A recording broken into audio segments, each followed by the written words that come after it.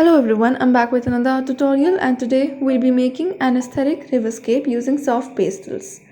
For the sky, I'm making one resembling northern lights.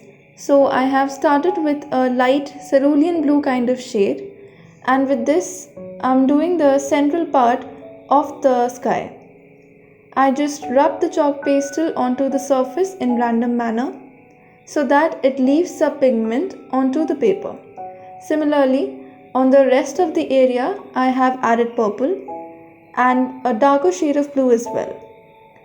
Now with my first finger, I have started blending the purple areas. For blending, you just need to apply pressure onto the paper and then move your finger on the pigment so that the pigment sets over the sheet. Go on blending color by color. Do not try to blend all the areas simultaneously. Now as we will be changing colors here, I have changed my finger as you can see. Now with my second finger, I have started blending the blue area.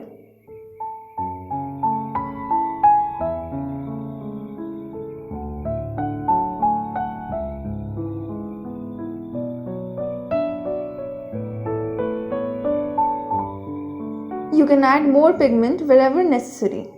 I'm also adding some strokes using dark blue to give some darker areas, some pink to create some newer shades, and once again blended them using different fingers. Now I'm using white. Blending white is not quite similar as you blend the other shades. I, with some pressure, apply white to the surface as you can see, and then with any of my fingers which is not previously pigmented, I lightly dab onto the surface of the white pigment.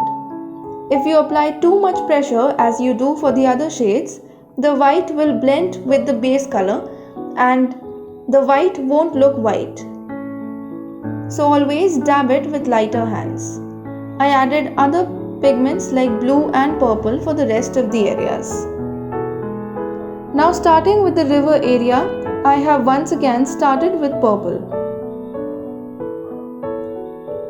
Before starting the river area, I have wiped my fingers off with a tissue paper. Below purple, I have used a darker shade of purple, and at the lowest areas, I have used some dark shades of grey and topped them up with a dark shade of blue. As you can see, with the first layer, white parts are visible of the paper. So to cover that up, you can always do second coats of pigment. Now for the stars, I have covered the river area with the tissue paper. You can use a paper or anything to cover the area. And then I took a paintbrush and some acrylic paint and mixed into it some water so that there is a thin kind of consistency. Then I'm patting on my brush with my other hand so that it leaves some droplets onto the surface in the form of stars. As you can see, I took some paint and with water I mixed it onto the cap of the bottle to make a thinner consistency of the paint, and with that I'm tapping on the brush to get the stars. You can also add the stars by hand. The result will be similar, it's just that it takes a lot of time. Now I have taken black acrylic paint, and with that I'll be painting the hill range at the far end of the river.